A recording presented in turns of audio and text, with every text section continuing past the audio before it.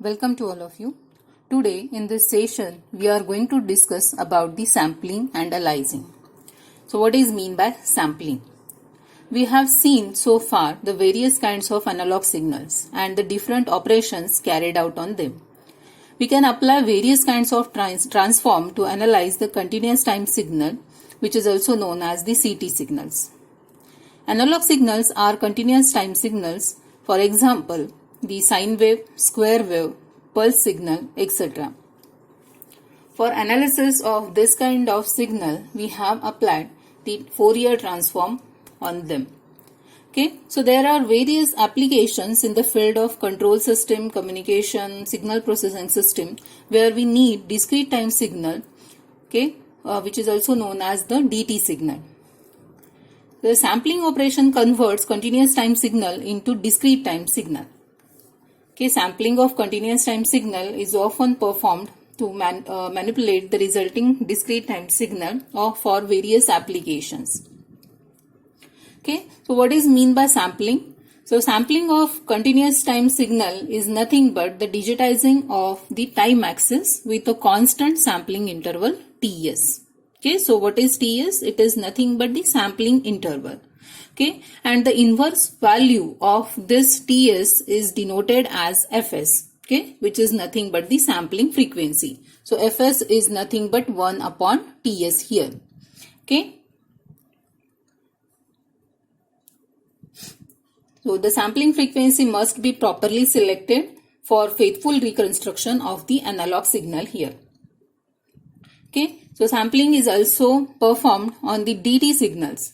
Okay, so it means here we have seen that the sampling is performed on the continuous time signal, but we must know that the sampling can also be performed on the digital signals also. Okay, so it is for what purpose? It is to change the effective data rate of the samples. Okay, and this operation is called as the subsampling. Okay, now what is the sampling theorem? Okay, when we need the signal to be sampled, then we should have some prior knowledge about that signal. Okay, that is its frequency content and so on. Okay, so here sampling theorem states that a band limited continuous time signal can be completely represented in its sampled version and recovered back to the original form if the sampling frequency, which is denoted by Fs, okay, it is at least greater than or equivalent to twice of omega. Okay, so Fs should be greater than or equivalent to 2 times omega. Okay, so that is the sampling theorem. Okay, so if Fs is the sampling frequency, then 1 upon Fs is denoted as Ts, which is nothing but the sampling period or sampling interval. Okay, so Fs is equivalent to 1 upon Ts or Ts is equivalent to 1 upon Fs here. Okay, then 2 omega is called as the Nyquist rate. Okay, so which is nothing but the sampling rate. Okay, so this is nothing but the sampling rate of the signal. Okay, so Nyquist frequency, it is also given as Fs divided by 2, which is equivalent to Fn. So what is Fn? Fn is nothing but the Nyquist frequency. Okay, so that means we should be very careful while selecting the sampling frequency. Okay, so for the signal which is not recovered properly, okay, we have to recorrect the free sampling frequency here. Okay, now we will see how the sampling of continuous time signal is performed. Okay, let us consider the continuous time signal x of t here, which is denoted in this figure. Okay, let Ts be the time interval. Okay, and every next sample is obtained after the time interval Ts. Okay, so we can denote the nth sample, okay, after, or it arrives after the time interval t is equivalent to n into Ts. So n is nothing but the number of samples and Ts is the time required to, means it is required to, what we can say, the time required to arrive the next sample. Okay, so this is the time interval. Okay, so hence we define here the signal, sampling signal as x of n also. Okay, now here we will consider, okay, we will consider that the signal x of t, that is the sample signal, is nothing but the product of these two signals. So what is this? This is the continuous time signal and this one is the unit impulse train. Okay, and it is denoted as m of t. Okay, which can also be written as delta t minus n into ts. Okay, so this is nothing but simply a train of pulses and this is the continuous time signal. Now how the x of t can be obtained? It is nothing but the multiplication of these two signals, and so that we will obtain x of delta t. Okay, so here we can observe this is nothing but the signal is nothing but the multiplication of these two signals. Okay, and this is our required sampled signal. Okay, now mathematically how to represent this? Okay, so mathematically we can represent here that x of delta t is equivalent to x of t multiplied by m of t. Okay, so what is m of t? As we have stated earlier, it is the train of impulses. Okay, so m of t is equivalent to summation from n is equal to minus infinity to plus infinity delta t minus n into ts. Okay, so if we expand this series, what is m of t? It is delta t plus 2, means from minus infinity up to delta t plus 2 ts plus delta t plus ts plus delta t minus ts plus delta t minus 2 ts and so on. Okay, so replacing this value of m of t in our equation of x of delta t, what we have? X of delta t is equivalent to summation from n is equal to minus infinity to plus infinity x of t into delta t minus n ts. Okay, so here by replacing these values, what we can obtain? Okay, x of delta t is equivalent to summation from n is equal to minus infinity to plus infinity. Okay, now here we can say that the instantaneous amplitude of x of t when it is sampled with sampling frequency fs and the time period ts. Okay, here the time axis is digitized and hence we can write x of t as x of nts. Okay, replacing the values of this x of nts in our equation, what we have? X of delta t is equivalent to summation from n is equal to minus infinity to plus infinity x of nts into delta t minus n times ts. Okay, so we are knowing that the multiplication in the time domain corresponds to the convolution in the frequency domain. Okay, we have seen that property in our previous lectures, that is property of the Fourier transform, multiplication property of the Fourier transform. Okay, so in that we have seen that the multiplication in time domain is equivalent to the convolution in the frequency domain. Okay, so as per that definition, we can denote m of t as m of t is equivalent to, okay, summation from n is equal to minus infinity to plus infinity delta t minus n times ts. Okay, so the Fourier transform of the above equation is written as f of or that is Fourier transform of m of t is equivalent to, what is it? Fourier transform of this whole equation. Okay, so it is from summation from n is equal to minus infinity to plus infinity delta t minus n into ts. Okay, so it can be written as 2 pi divided by ts summation from n is equal to minus infinity to plus infinity delta omega minus n omega s. Okay, now we know that in time domain x of delta t can be written as x of delta t is equivalent to x of t into m of t. Okay, so Fourier transform of x of delta t is also given as Fourier transform of x of t multiplied by m of t. Okay, so using the multiplication property here, okay, of the Fourier transform, we have Fourier transform of x of delta t is equivalent to, okay, 1 upon 2 pi of, okay, the Fourier transform of x of t is denoted as x of j omega, while the Fourier transform of m of t is nothing but m of j omega. Okay, so replacing the values here of Fourier transform of m of t, what we have, it is x of delta j omega, that is Fourier transform of this term. It is equivalent to 1 upon 2 pi, okay, x of this j omega convolution. Okay, we have to put up the value of Fourier transform of m of t. Okay, so it is 2 pi divided by ts summation from n is equal to minus infinity to plus infinity. Okay, delta omega minus n omega s. Okay, so where omega s is nothing but the sampling frequency. So omega s is equal to 2 pi divided by ts, okay, which is nothing but 2 pi fs, okay, which is the sampling frequency.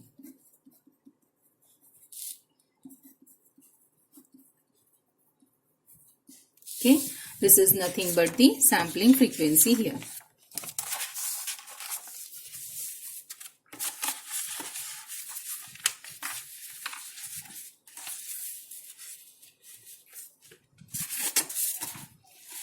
Okay, so here this equation denotes the Fourier transform of the sampled signal, where x of j omega is the Fourier transform of the original continuous time signal x of t. Okay, the equation can so be written as x of x delta of j omega is equivalent to fs summation from n is equal to minus infinity to plus infinity x of j omega minus n omega s. Okay, so here this term represents the shifted version of the spectrum x of j omega, okay, of the signal x of t. Okay, so x of delta j omega can also be written as fs summation from n is equal to minus infinity to plus infinity, okay, x of j omega minus n omega s. Okay, where x of j omega minus omega s is equal to x of j omega, okay, at every value of omega. Okay, so that is omega is equivalent to 0 plus minus omega s plus minus 2 omega s and so on. Okay, so expanding this equation, we have x of delta j omega is equal to from minus infinity plus fs xj of omega plus 2 omega. Okay, just we are going to replace the values of n here. Okay, plus fs into x of j omega plus omega s plus fs into x of j omega plus fs into x of j omega minus omega s plus fs x of j omega minus 2 times omega s plus so on. Okay, so this equation represents the detailed spectrum of x of delta j omega, okay, with different components. So here the xj of omega plus 2 omega s, it represents the shifted version or the x of j omega shifted by 2 omega s to the left. Okay, in the same way xj of omega plus omega s represents that x of j omega gets shifted by the omega s to the left again. Okay, x of j omega is the spectrum of x of t in the frequency domain. Okay, x of omega minus omega s, okay, it is nothing but the shifted version of x of j omega towards right. Okay, and so on. Okay, in this way we can write it here. Okay, thus the Fourier transform of the sample signal is given by the finite sum of shifted version of the original signal Fourier transform. Okay, so the shifted version of x of j omega may overlap to each other if omega s is not sufficiently large enough. Okay, so we can describe this in this by considering this figure here. Okay, so this is nothing but our Fourier transform of the given signal. Okay, that is x of j omega. Okay, so this is the spectrum of Fourier transform of the CT continuous time signal. Okay, so here is the spectrum of sampled signal with omega s is equal to 4 omega. Okay, so when omega s is equivalent to 4 omega, okay, then they are far apart from each other. Okay, if the sampled signal is shifted or it is apart from each other by omega s is equal to 3 omega, then this spectrum we can obtain. Okay, if omega s is equivalent to 2 omega, okay, we can observe here that okay, they are continuous or continuously varying. Okay, now here if the sampled signal or omega s is less than that of the 2 omega, what happens? Okay, they get overlap to each other.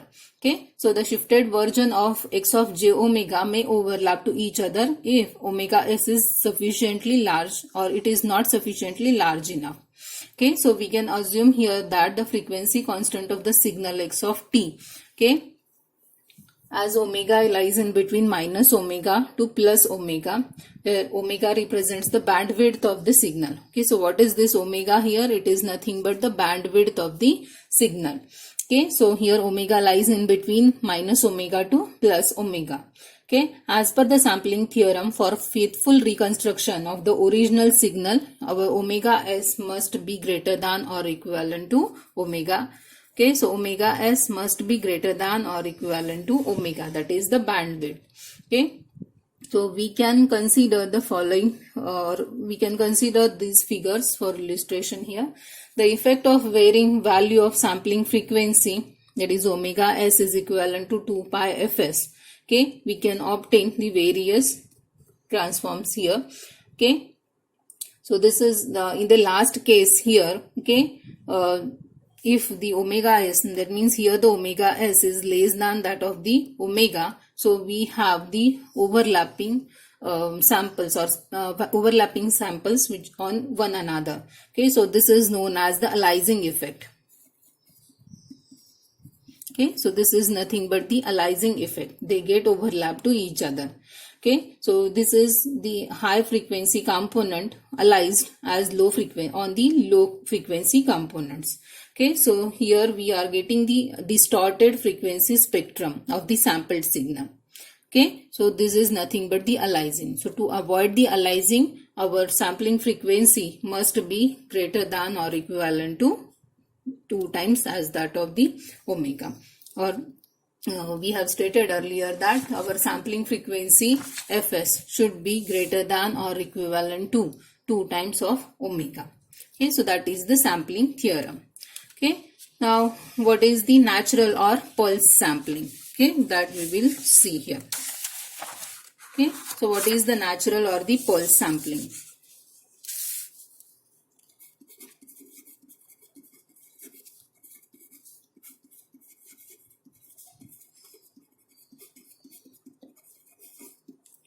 Okay, so here we have considered the sampling process which uses the multiplication of the signal x of t with impulse train m of t.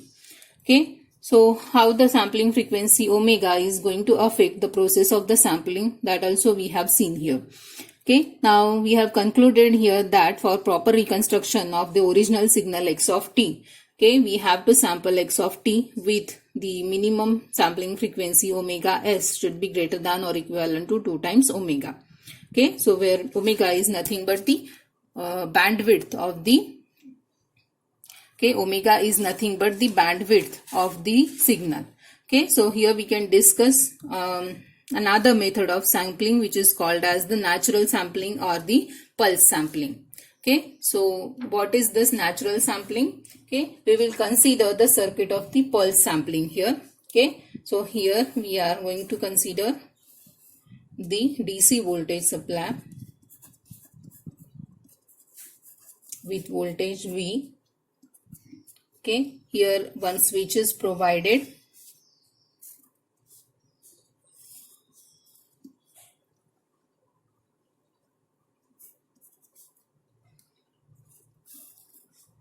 This is terminal 1 and this is the terminal 2. Okay, and here we are going to collect our output, that is P of t or pulse train.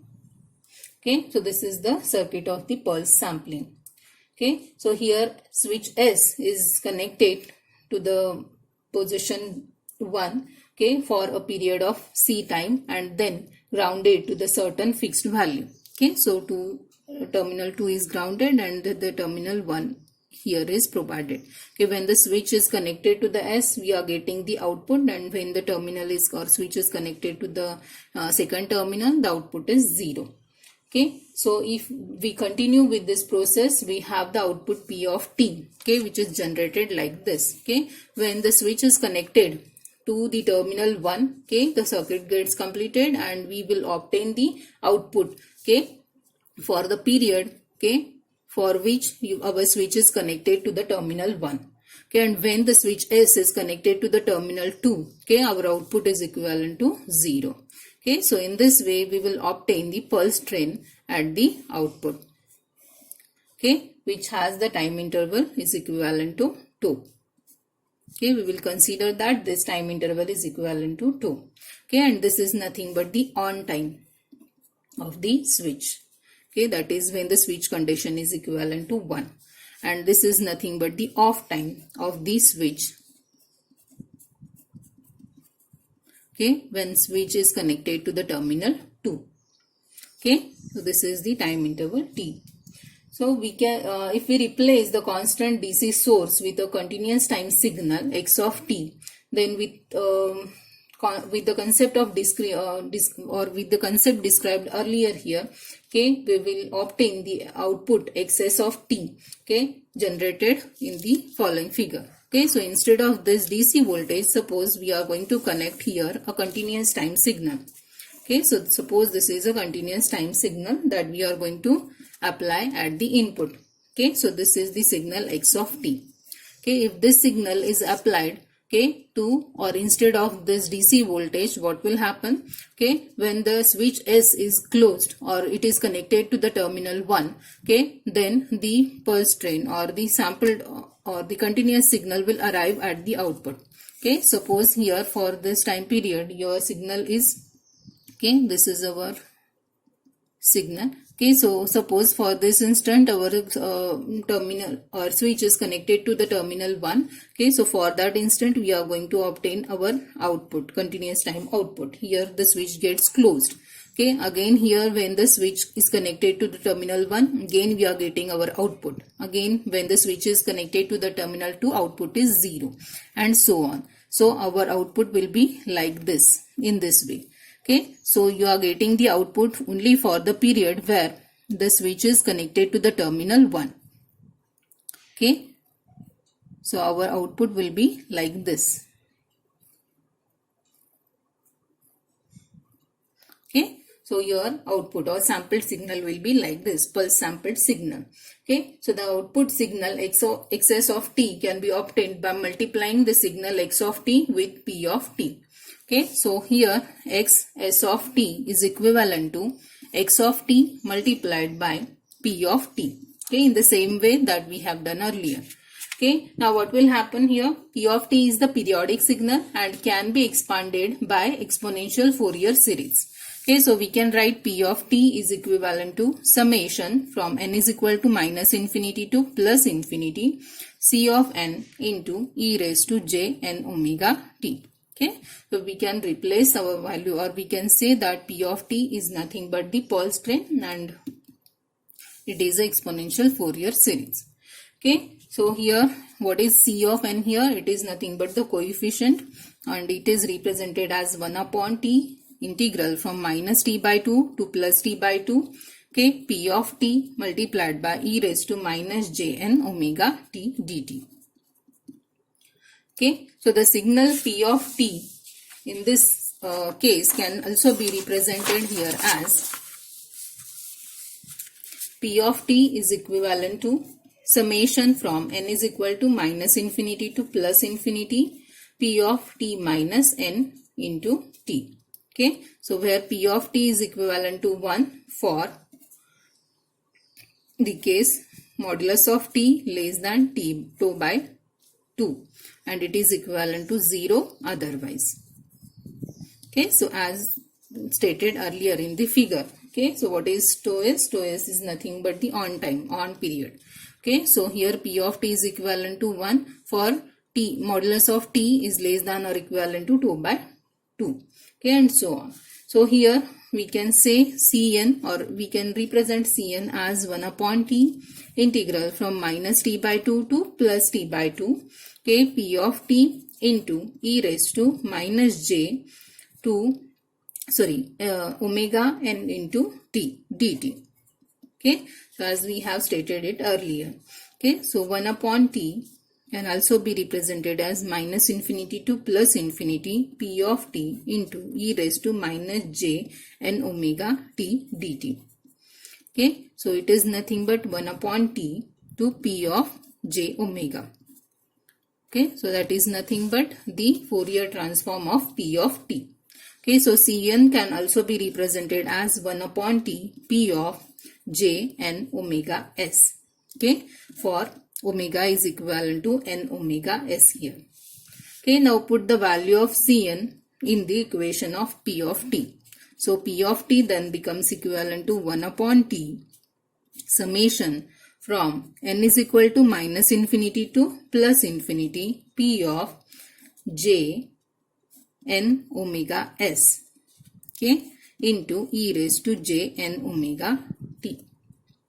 Okay, now Fourier transform of xs of t can be given as Fourier transform of xs of t is equivalent to Fourier transform of x of t into P of t. Okay, so this is in the same way that we have done earlier, multiplication of the two signals. Okay, then Fourier transform of multiplication of two signals is nothing but the convolution in the frequency domain. Okay, in the same way, what we can write here, okay, replacing the values Fourier transform of 1 upon t, that is the value of P of t, we are replacing here 1 upon t, okay, P of j n omega s into e raised to j n omega t into x of t. Okay, so just we are going to simplify this. Okay, so it is equivalent to 1 upon t summation from n is equal to minus infinity to plus infinity P of j n omega s into x of j omega minus n omega s. Okay, so the pulse signal P of t can be given here as pi of f divided by 2 is equivalent to 1 for modulus of t less than or equivalent to 2 by 2 is equal to 0 otherwise. Okay, so this is nothing but the x of e raised to j omega. Xs of j omega. Okay, so we can say here that the Fourier transform of rectangular pulse is given as Cn is equivalent to, this is Cn value. Cn is equivalent to tau divided by t. Okay, sine of omega s n tau divided by 2. Okay, then Pt can also be represented as, replacing these values of Cn, we have summation from n is equal to minus infinity to plus infinity tau divided by t sine of omega s n t n tau divided by 2 into e raised to j n omega t. Okay, so replacing this value of P of t in our equation of xs of t, what we have x of t into P of t is equal to, okay, replace the value of P of t here. So we have, it is equivalent to tau divided by t into summation from n is equivalent to 1 to infinity, okay, sin c, okay, omega s n t divided by 2 into cos of omega s t plus 1. Okay, so this is the simplified version of the provided equation. Okay, so here x of t is representing the sampled version of x of t. Okay, so here amplitude of the version harmonics are not same. Okay, so xs of t is nothing but the provided sampled signal. Okay, so it is nothing but the multiplication of these two signals. Okay, so this sampled signal is given as tau divided by t summation from n is equal to 1 to infinity sin c omega s n tau divided by 2 into cos omega st plus 1. Okay, so this is nothing but the simple pulse sampling. Okay, so this is the pulse sampling. In next session, we are going to see the flat top sampling or sampling with zero order hold. Okay, and again we will see the band pass signal and sampling the band pass signal. Okay, so again we will see the band pass signal sampling. So all these types are nothing but the types of the sampling. So in this session we have gone through what is mean by sampling, how to do the sampling, and what is the pulse sampling. Okay, so I hope this session is helpful for you. Thank you.